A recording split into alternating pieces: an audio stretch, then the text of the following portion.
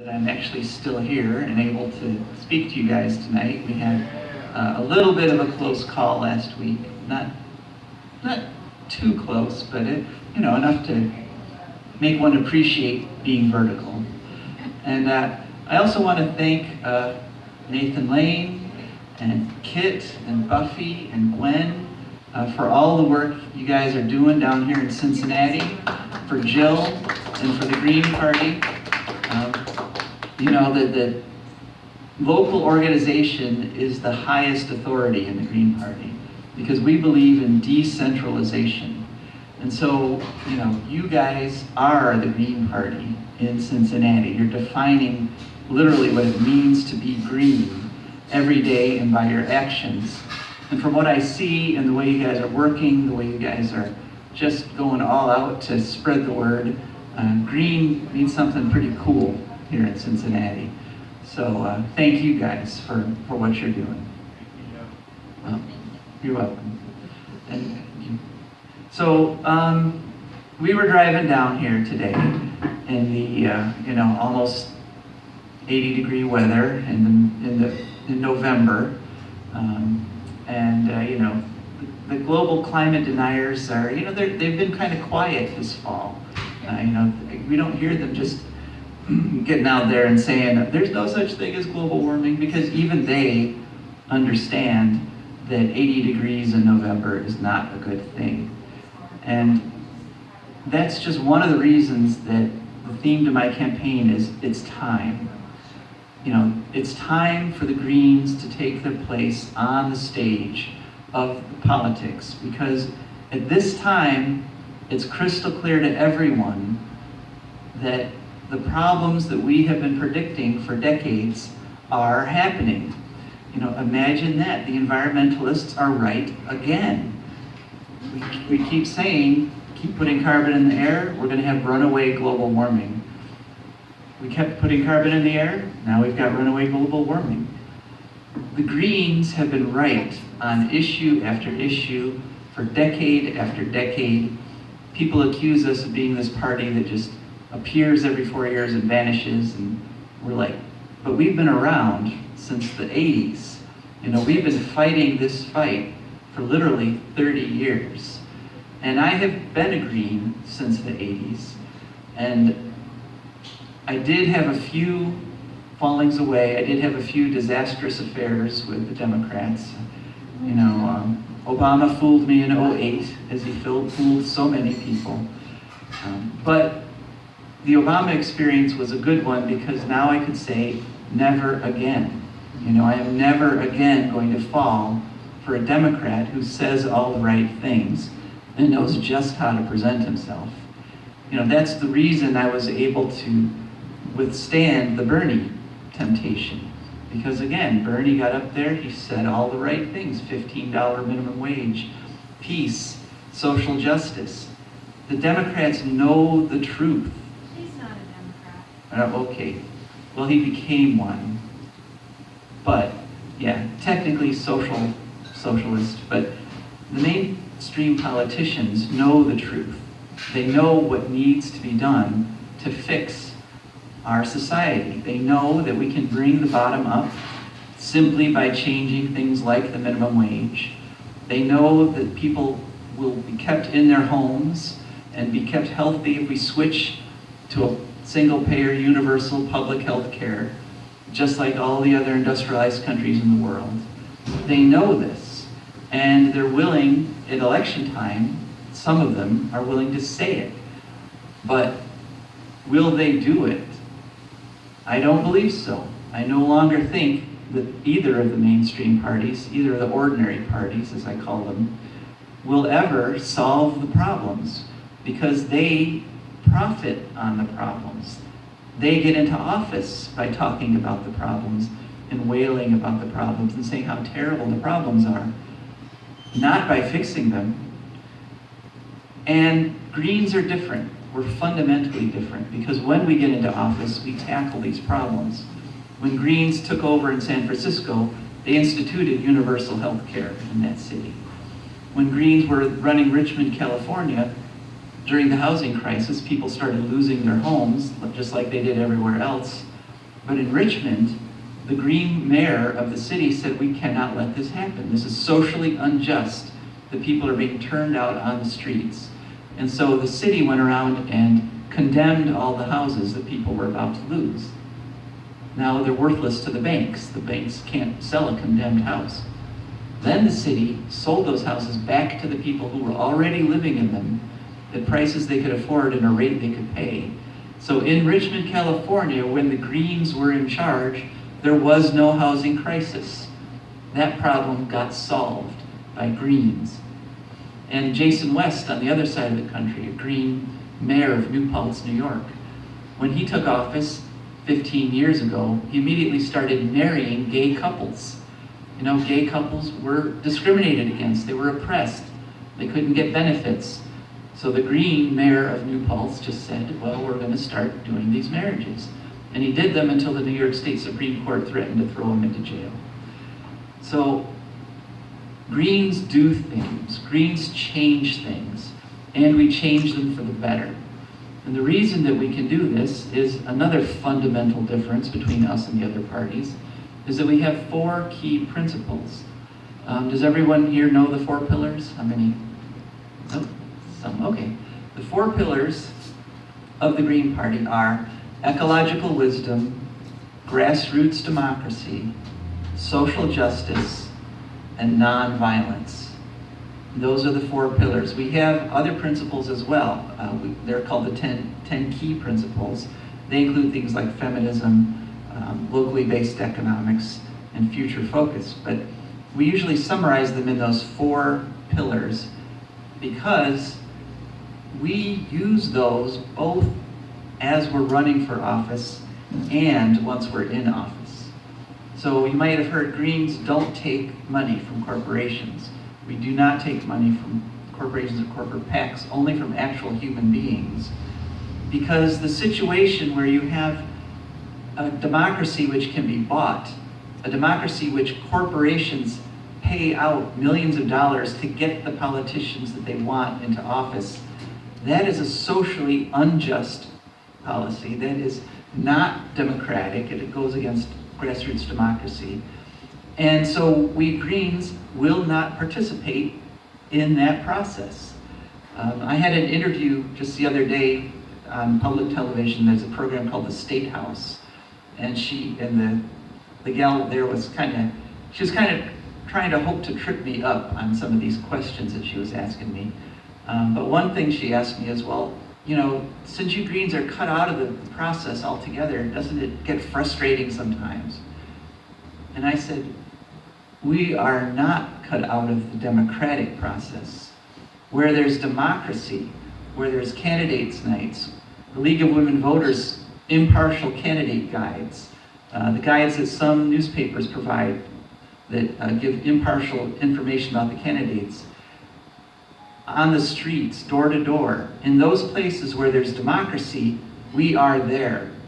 And we are doing very well. When we are presented, when our ideas are presented up against those of the ordinary parties, people pick us because we have the better ideas. Where we're shut out of is where politics becomes economics. We're shut out of the places where it takes tens of millions of dollars to be. I got a number of candidate invitations as I was running, and I went to as many of them as I could during this campaign. But the ones I didn't go to were the ones that required me to pay. You know, yes, you can come, you can talk to our constituents, you can get up and give your speech, $100 for the dinner, please. And I purposely did not participate in those venues because pay to play is the fundamental problem with the United States of America's government today. We are not a government of money, we are a government of people. This is not a campaign of money. This is a campaign of people. And I want to announce here, it'll soon be on the FEC reports anyway, but just this past weekend, our campaign crossed the $10,000 threshold. So everything we've done, everything that the Greens have done all over the state of Ohio, we've done on a budget of just $10,000. To contrast that, the Koch brothers, I just read, gave to my opponent, spent to promote Rob Portman, spent, was it $68 million in the state of Ohio. Out-of-state billionaires coming into Ohio and telling the people of Ohio who they believe should be our U.S. Senator. And Rob Portman was just like, oh yeah, bring it on, give me more. He doesn't even understand how corrupt that situation is. That is the antithesis of democracy, corporatocracy, monetization of politics. Those things are the opposite of the democratic process. And we Greens believe in democracy. I believe firmly that if you get people and you give them all the information and everyone goes to the polling places, not everyone will agree, but most of the time, most of the people will make the right decision. I fundamentally believe that. That's the fundamental bedrock, the idea behind democracy. As long as everyone puts their ideas out and they're allowed to be judged fairly, most of us will make the right decision most of the time. That's why I've been willing in this campaign to go anywhere. I've talked to Tea Party groups. I've talked to socialist groups. I've talked to everyone in between, as long as they weren't asking me to pay first to talk to them. And I'm very proud of the Greens all over the state of Ohio. When I was put on the ballot for the primary, the only reason we were able to do that was because we had volunteers all over the state collecting petitions. We had about 100 Greens either carrying petitions or coming to the petitioning events from 22 different counties, and that's how we got more than enough petitions to get on the ballot. Since then, the participation of Greens all over Ohio has been increasing, and in these last weeks it's been increasing exponentially. In this month of October, our website had 170,000 hits. November 1st, just that one day, our website had 13,000 hits just in that one day. So, and people are finally getting the information, they're finally getting the word even without the mainstream media. And that's essential because the mainstream media is monetized. The mainstream media depends on money. And money is an artificial commodity. Money doesn't really exist. It's just this imaginary stuff that we assign a value to. And that value can shift like that because it's imaginary. Mexico devalued its currency a few years back.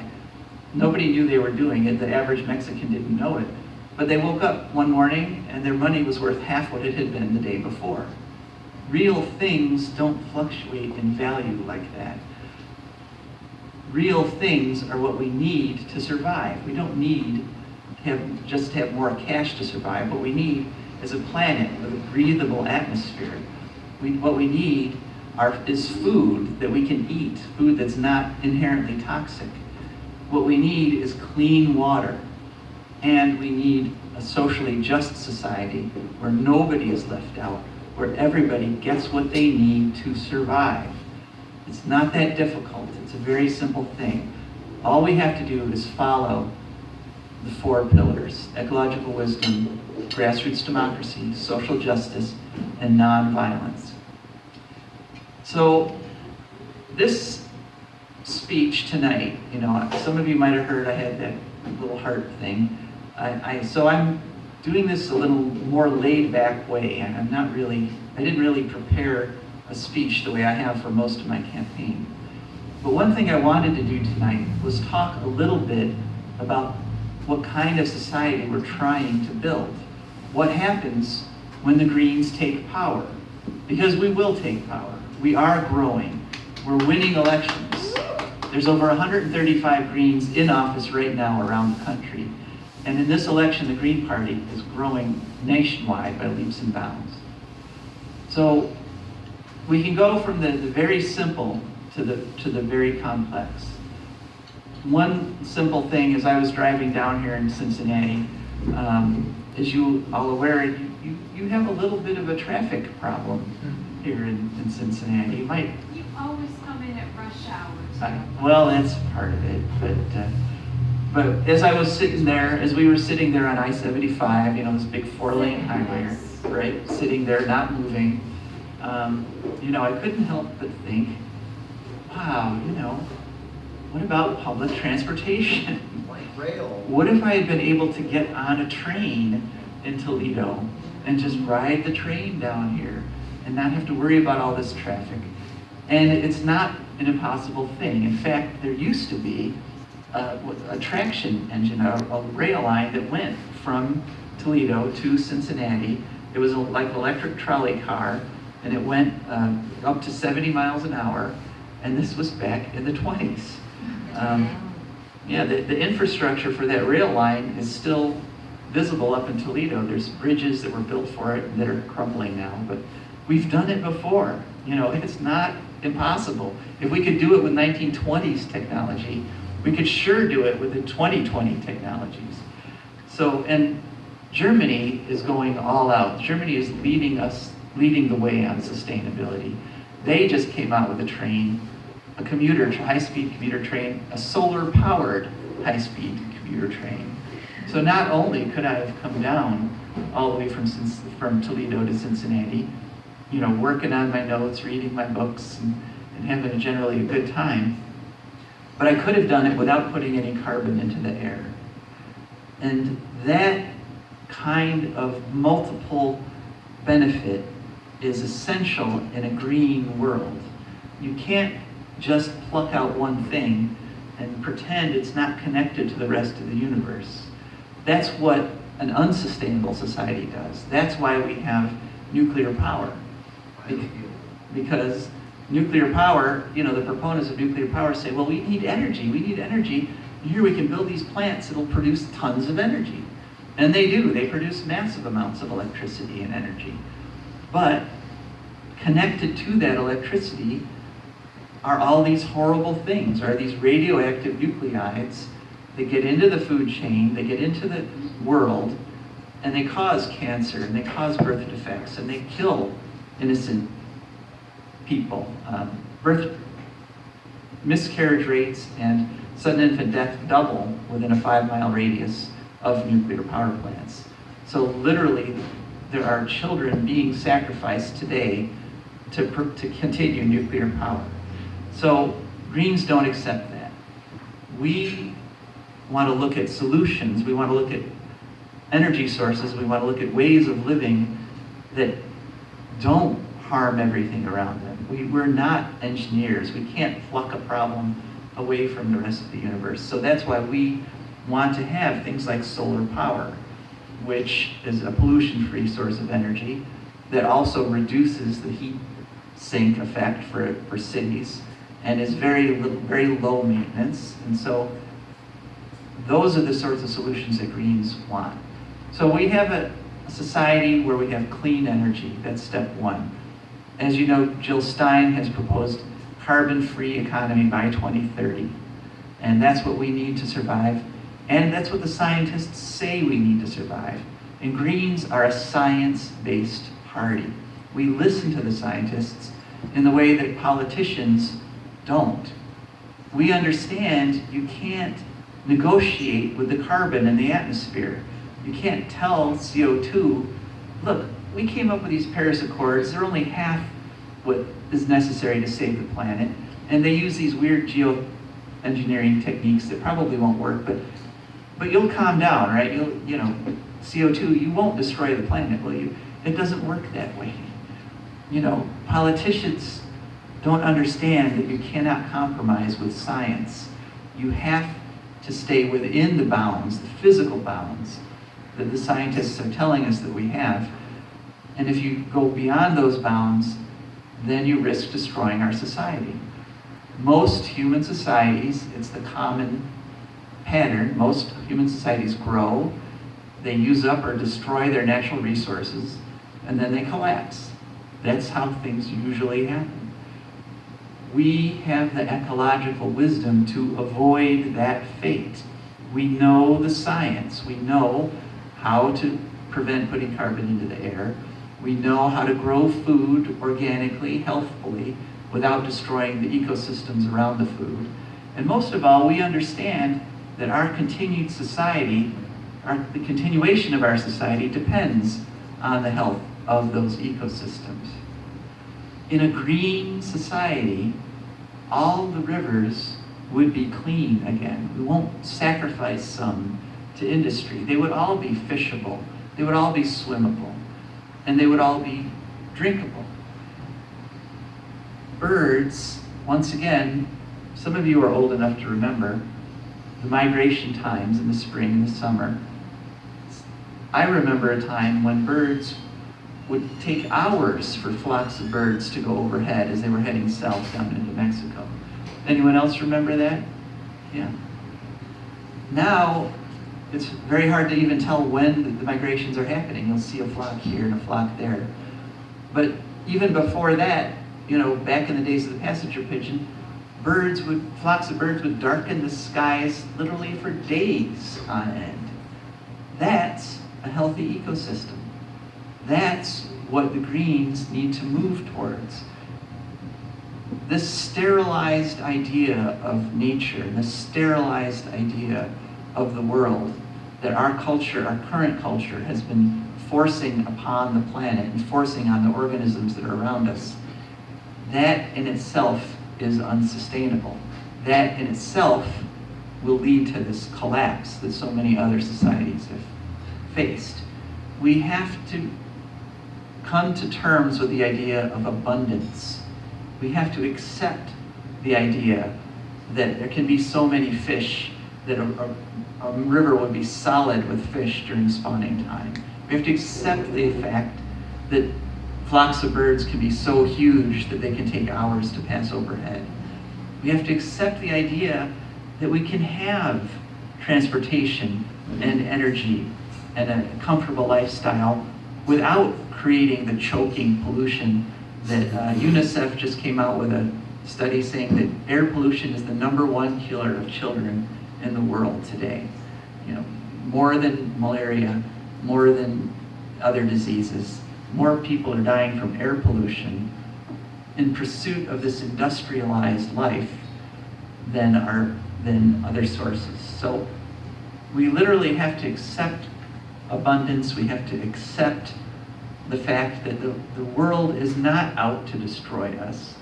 The Western view of nature is it's this horrible thing that's going to attack you at the first opportunity. As soon as you let your guard down, some kind of bear is going to leap through your window and eat all the food in your refrigerator and then eat you.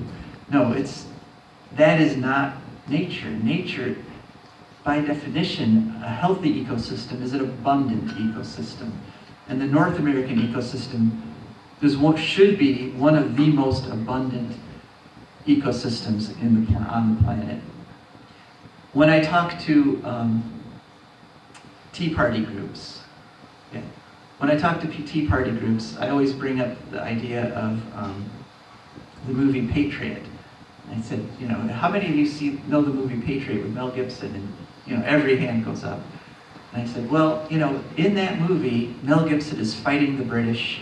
He's this landowner, and he's got a bunch of his friends together, and they're doing a guerrilla war against the British. And I said, in that movie, Mel Gibson, his defenders relied on nature for their food. They hunted. They went into the woods. They came back with bushels of chestnuts. They lived off the land. A healthy ecosystem is the infrastructure of freedom.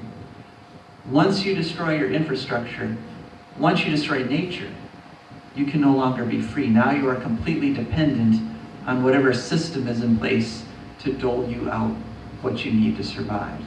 And most of the Tea Partiers are nodding their heads at this point. So we all agree that we want this planet to continue. We want it to be beautiful. We want it to be abundant. And we want it to be sustainable. And the way to do that is to elect Green Party people into office, because we are the party that will do what is necessary to save the planet. So that's pretty much what I wanted to come here to say tonight, and I want to thank you all for coming. Do you want to do some questions, or anybody have any questions? Or